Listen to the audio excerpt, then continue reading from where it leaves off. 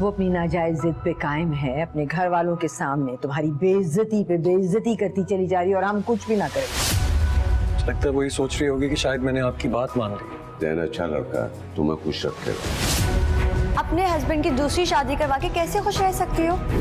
बिहा से उसकी शादी हो जाती है तो वो कभी भी दुबई ना जाए। जो आप मुझसे करवाना चाह रही हैं वो मैं नहीं करूंगी, क्योंकि मैं मोहब्बत करती हूँ जैन से। उनको छोड़ तो सकती हूँ लेकिन उनको किसी और के साथ बांट नहीं सकती मैं।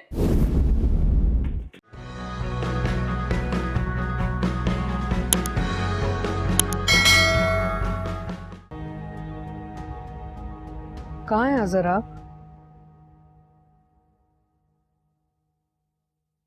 नहीं ऐसे कोई, बस आ जाएं, आपका इंतजार कर रही हूँ। वो इशाल भी आ रही है।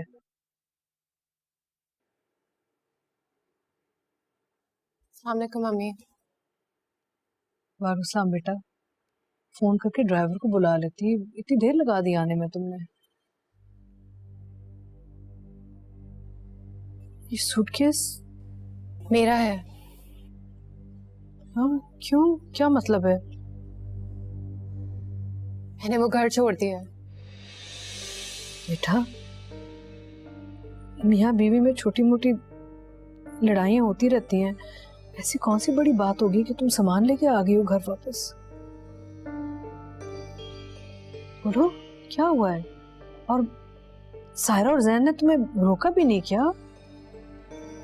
रोका था, बहुत ज्यादा रोका था, लेकिन मैं फैसला कर चुकी हूँ मम्मी। कैसा फैसला?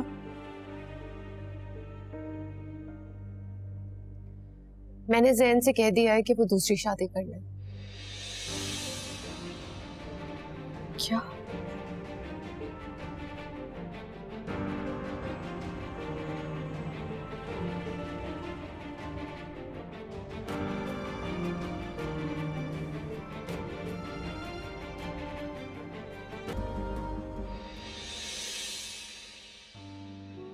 बाहर कितना शोर है, लेकिन मेरे अंदर गहरा सन्नाटा,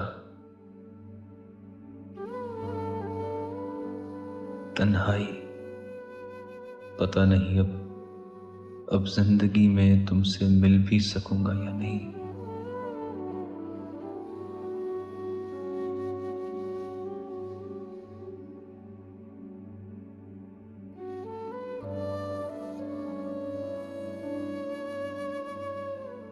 मैंने उससे कह दिया था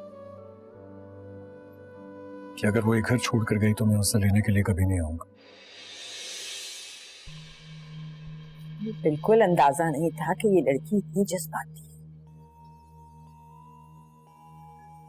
मुझे तो ये समझ में नहीं आ रहा कि आखिरकार उसने ये जिद पकड़ी क्यों ली।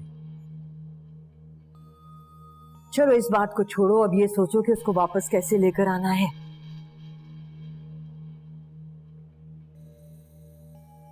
उसे वापस नहीं लाऊंगा मॉम। मैं अपने कहे पर कायम हूं। क्या मतलब है? तुम अपनी जिद पे अड़े रहोगे, वो अपनी जिद पे डटी रहेगी, तो घर कैसे चलेगा? बात करो तुम उससे। नहीं मॉम, मैं नहीं करूंगा उससे बात। उसके बगैर नहीं रह सकते। उसको लाओगे नहीं, अपनी जिद पे अड़े हो, तो फिर क्या करेंगे? कैसे होगा हल ये मसला? बताओ।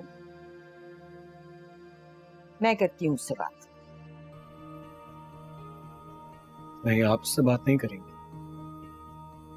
अगर उसने आपकी बात ना मानी, आपसे बदतमीजी की, तो मुझसे ही बर्दाश्त नहीं होगा। तो फिर जेबा से बात कर लेती हूँ, वो समझाएंगी फिर अपनी बेटी को। जैसे आपको बेहतर लगे।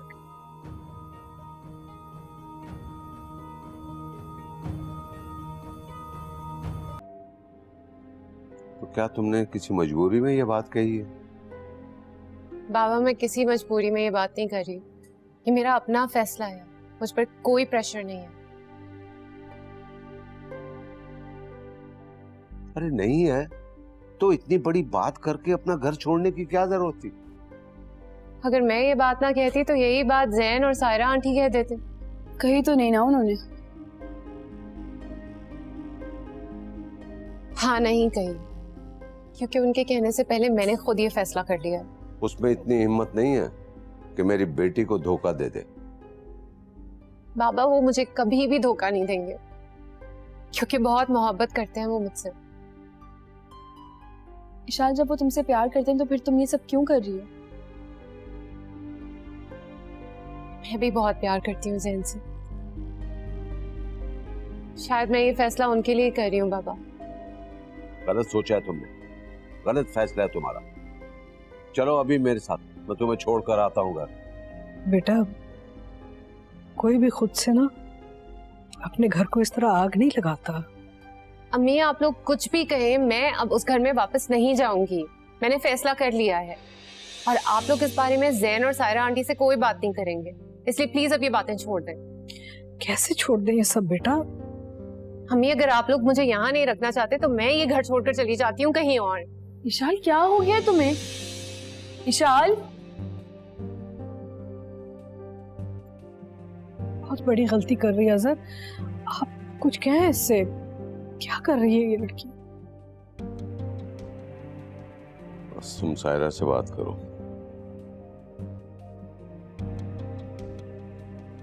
हाँ, मैं बात करती हूँ उससे। बगैर बताए पता नहीं कहाँ निकल जाता है। कहाँ गए थे तुम? बगैर बताए तुम निकल जाते हो। इतनी परेशान हो रही थी मैं तुम्हारे लिए। रुको, तुम्हारी माँ ने कुछ सवाल किया तुमसे और तुमने जवाब नहीं दिया। तुम शॉप पे भी नहीं थे, मैं गया था वहां देखने के लिए तुम्हें। अपना टेलीफोन भी भूल गए तुम। पता नहीं, समझ नहीं आ रही मुझे, तुम्हें माँ बाप की परवाह नहीं है। ये बात नहीं है, मैं बस कुछ देर अकेला रहना चाहता था इसलिए बाहर गया था। रजा, तुम्हें माँ बाप का जरा एहसास नहीं है? तुम अच्छी तरह जानते हो इस दुनिया में तुम्हारे सिवा हमारा कोई नहीं है। खुदा ना खासा तुम्हें कुछ हो गया तो हम जीते जी मर जाएंगे बेटे। और क्या होगा मुझे अब? जो होना था हो गया मेरे साथ। मैं ठीक हूँ, बिल्कुल ठीक हूँ। क्या ठीक हो यार? पागल कर दिया इस लड़के ने तो हमें।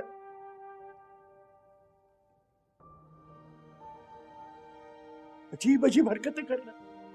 ठीक है, मैं मान रही हूँ कि इशाल सच बोल रही, लेकिन जब इंसान मजबूती से फैसला करता है तो फिर वो रोता नहीं। वो कहीं ना कहीं मजबूर है। अगर वो इतनी मजबूर हैं तो उन्होंने आपकी कसम क्यों खाई? यही बात मुझे तंग कर रही है। मेरे दिमाग में 100 किस्म के सवाल आ रहे हैं, लेकिन मुझे कोई जवाब नहीं मिल रहा।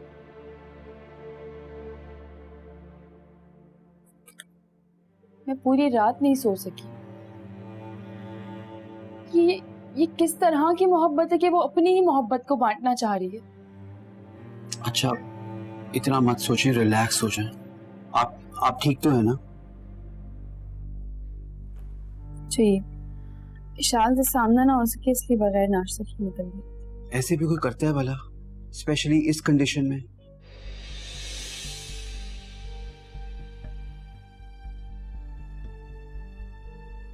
अच्छा, अपने घर की पर्सनल बातें शेयर करने के लिए थैंक यू। मुझ पे भरोसा करने का। मैं या आप लोग इस मामले को लेके कुछ कर तो नहीं सकते, लेकिन हाँ इत्मीनान दिला सकता हूँ। मत सोचो, मत टेंशन लो और अपनी तबीयत को मत खराब करो। इशाल के साथ भी प्यार मोहब्बत से पेश आओ, उसे भी टेंशन लेने की जरूरत नहीं है। वक्त को गुजरने दो, सच्चाई कभी छुपती नहीं है।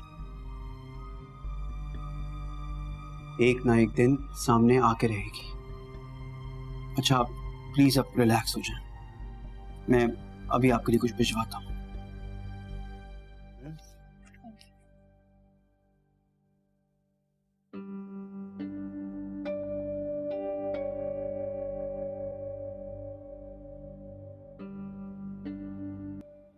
भाई बहुत बहुत मुबारक हो।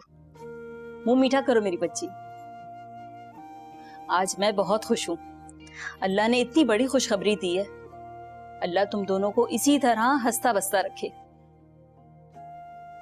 और बेटा सल्लू, तुमने अब से निदा का बहुत खास ख्याल रखना है। अम्मी आप बेफिक्र रहें, मैं निदा की और अपने आने वाले नन्हे मेहमान की सारी जिम्मेदारियों को बखूबी निभाऊंगा। अच्छा, मुझे ये खुशखबरी ना जल्दी से अम्मी और अब्बू को भी सुनानी है। हाँ बिल्कुल, बल्कि एक काम करो। लेकिन बेटा इतनी बड़ी खुशखबरी इस तरह फोन पर नहीं दी जाती। हम लोग खुद वहां जाएंगे और जाके सबका मुंह मीठा कराएंगे। ये भी ठीक है, और इसी बहाने रजा भाई से भी मुलाकात हो जाएगी। एक काम करो, तुम तैयार हो जाओ। अच्छा ठीक है, मैं जल्दी से रेडी होके आती हूँ। ठीक। सल्लू तुम भी जल्दी से मुंह मीठा कर लो। अरे अम्मा पहले आप सबको बांट दीजिए, मेरा तो मुंह मीठा ही हो गया।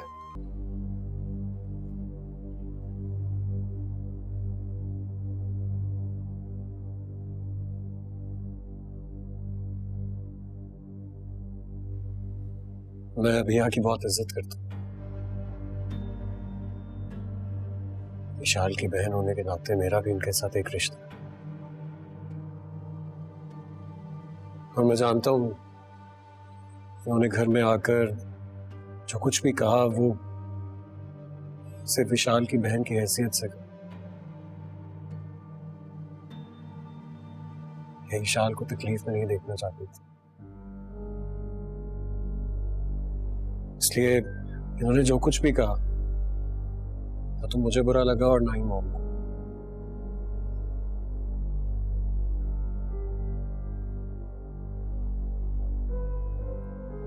विशाल ने ये बात आप सबको बताकर बहुत परेशान कर दिया था,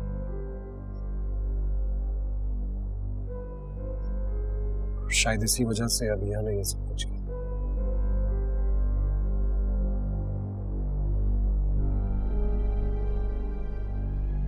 मैंने यहाँ किसी से ये नहीं कहा कि आपने मुझे मजबूर किया है। ये सब जानते हैं कि आप दूसरी शादी नहीं करना चाहते।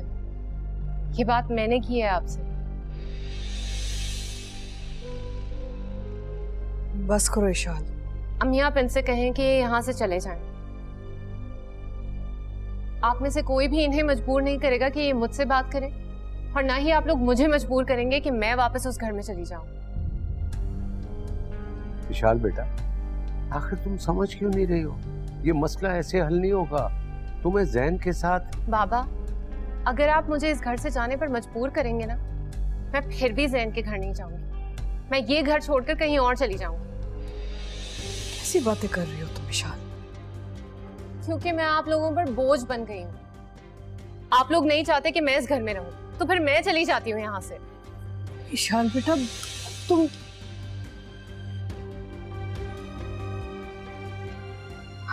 कुछ समझाओ।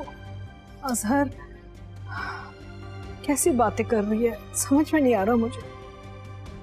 बचपन से लेकर आज तक मेरी बेटी ने कोई जिद नहीं की, और जिद की भी है तो ऐसी कि बस।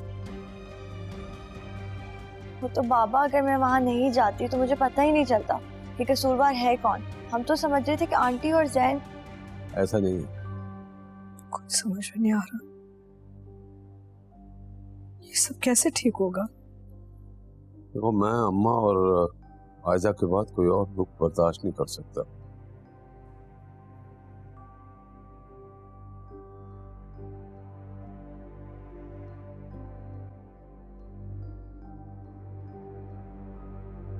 सामने को मुझे कहते हैं जी हिरा मानी। सब्सक्राइब करें YouTube चैनल अगर आप ARY के ड्रामे देखना चाहते हैं, और अपना बहुत ख्याल रखिएगा। Thank you.